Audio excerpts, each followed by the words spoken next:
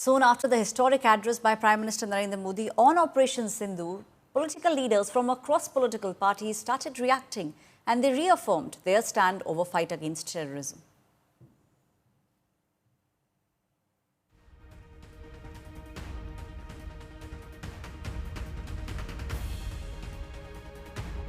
We've now seen how political parties are now.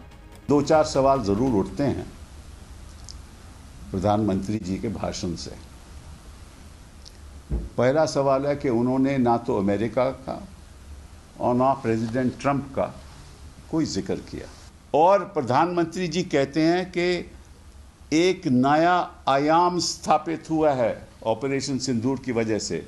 बिल्कुल सही कह रहे हैं आप प्रधानमंत्री जी, एक नया आयाम स्थापित हुआ है।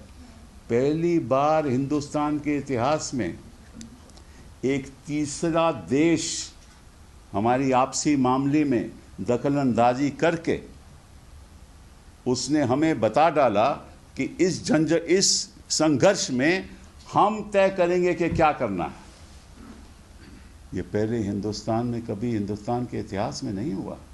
ने प्रधानमंत्री का वक्तव्य सुना, लेकिन उससे कुछ मिनटों पहले डोनाल्ड ट्रंप का वक्तव्य आया और अमेरिकी राष्ट्रपति का वक्तव्य बहुत चौंकाने वाला, बहुत दुखी करने वाला था।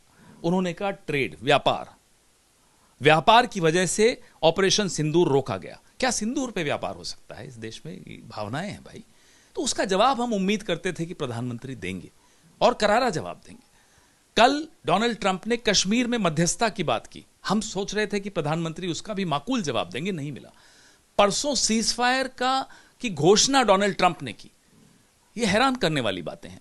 टेरर और टॉक एक साथ नहीं, टेरर और ट्रेड एक साथ नहीं, पानी और खून एक साथ नहीं।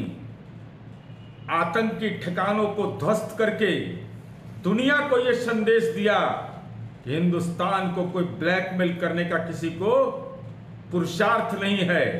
आतंकी ठिकानों की सरपरस्ती करने वालों को साफ चेतावनी दिया है कि हिंदुस्तान का सैन्य पुरुषार्थ और देश की जनता माकूल जवाब देने को तैयार बैठी है।